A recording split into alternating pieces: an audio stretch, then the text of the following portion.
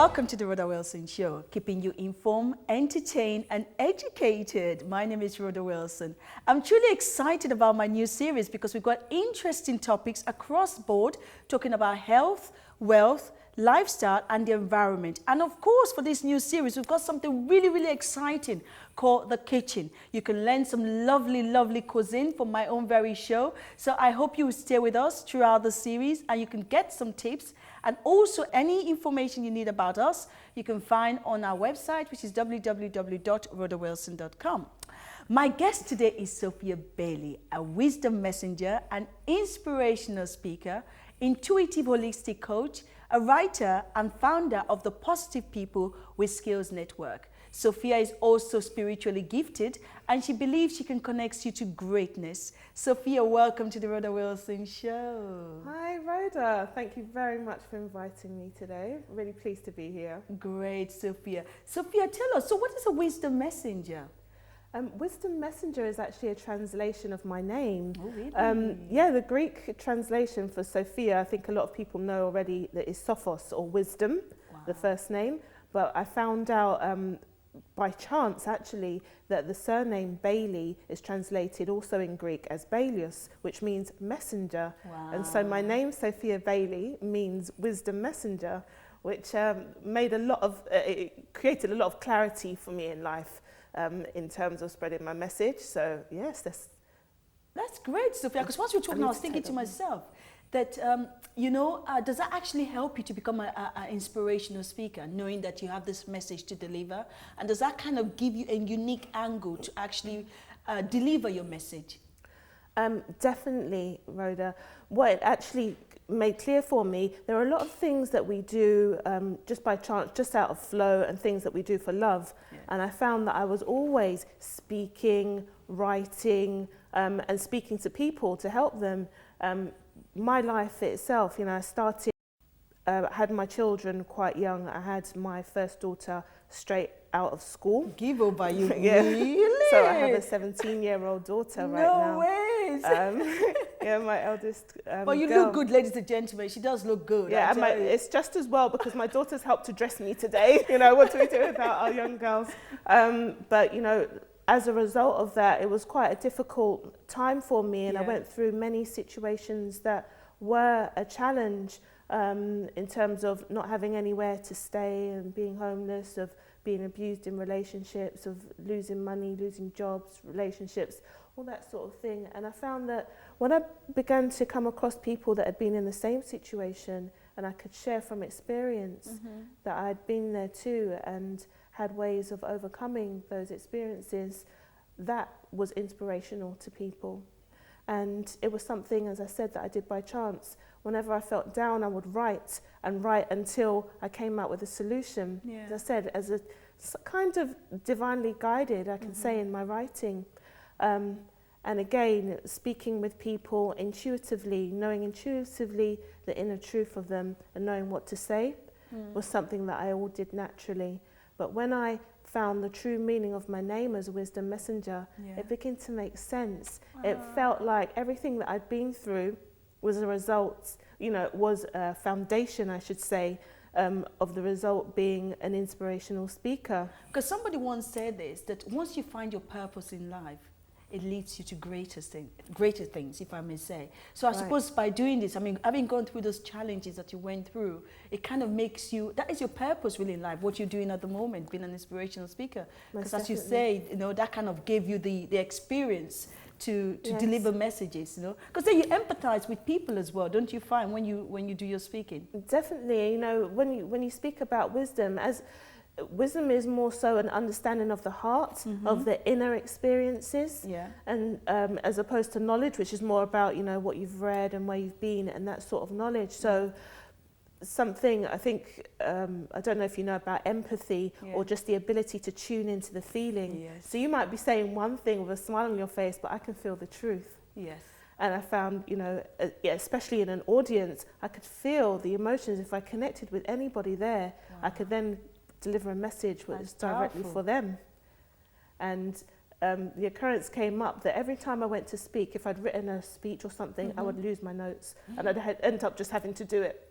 And it happened so Just many off the times. I cuff, thought, yeah. maybe this is the way that I'm supposed to do it. You have to feel the words. You have to Right. feel the vibe in the room. And then once you feel the vibe in the room, then you can deliver your message. I mean, this is what you just, am I right in saying this is, you know? Definitely, This is what you're saying? Definitely. And so I describe myself as an intuitive speaker, an intuitive inspirational speaker, knowing on the spot which things to say to connect with that audience, to feel them, and to be able to deliver something that is powerful in every single case. You know, not just a scripted message, but something that really comes with meaning from me to those people listening. Because also you have a column in The Voice called, was it Wisdom? It's called Words of Wisdom. Yes, yes, yes. Wow, you know, Words of Wisdom. Oh, did you actually start the column before you wrote your book? Because Sophia actually has a book out there, you know, and a DVD as well. I think it's called Volume 1 because, you know. Words of Wisdom, the Wow Volume 1. Yeah. You know, it's a friend of mine that's called me the woman of wisdom. So, the Wow. And so, Words of Wisdom is just basically, you know, thoughts and quotes and things from my own experiences, things that we all encounter every single week. Give us one, give us a quote. Can you? Okay, well, this week, I was looking at the synchronicities of life. I happened to go out to lunch with a friend of mine I hadn't seen for maybe a decade when we were dating quite a while ago. We happened to have lunch again. And since now, you know, he's married, he has a baby daughter. And I said to him, look at that, you know, if we stay together, your daughter wouldn't be born, and that's the center of your world, you know, or something else would have happened. And I thought about the synchronicities in my life. If perhaps I hadn't had grown up with just my mum without my father, maybe I wouldn't have been looking for father figures. And if I hadn't been looking for father figures, maybe I wouldn't have gone through the relationships that I did, or had controlling relationships looking for father.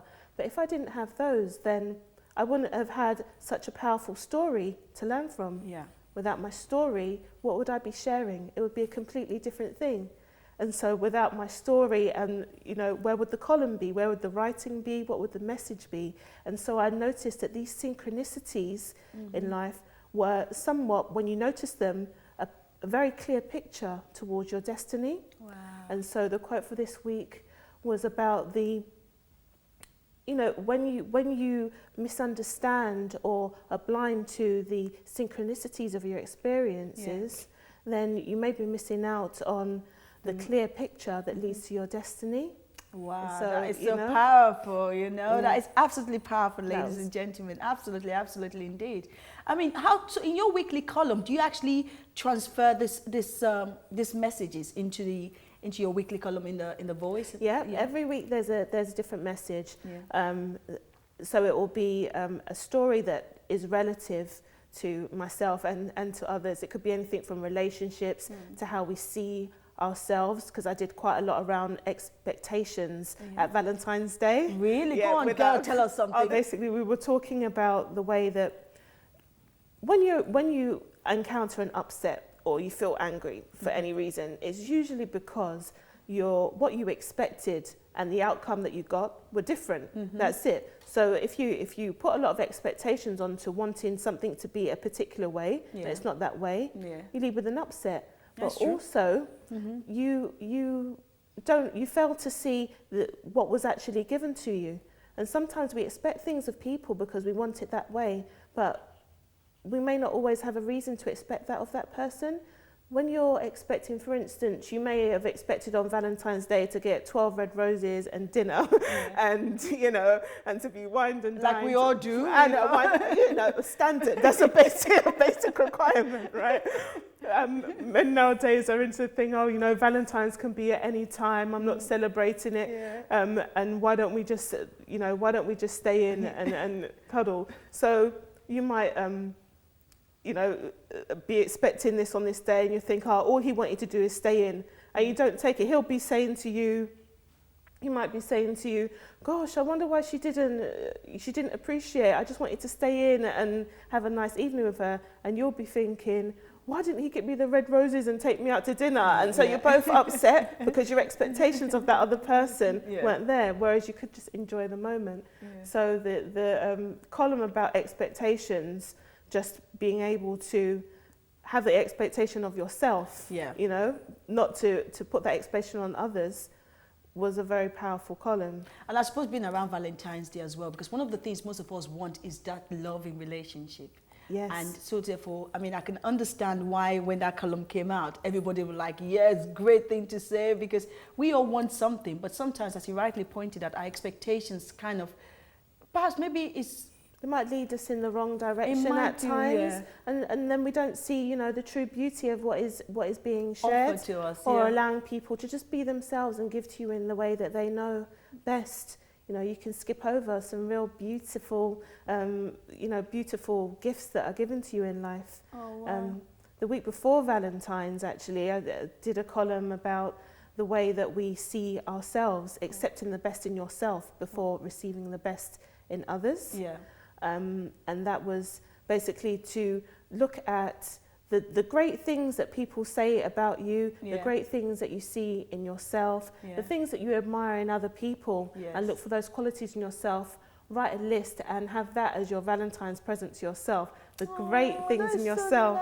Because we spend so much time looking for, you know, all these fantastic people out there, but we think you need to also remember, what are they looking for?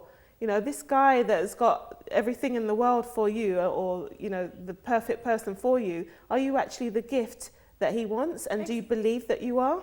So write all the things and then be the gift that you want to receive, you know? But that is so true, you know, Sophia, because one of the things I read about is that, you know, people cannot make you happy. Happiness has to come from yourself.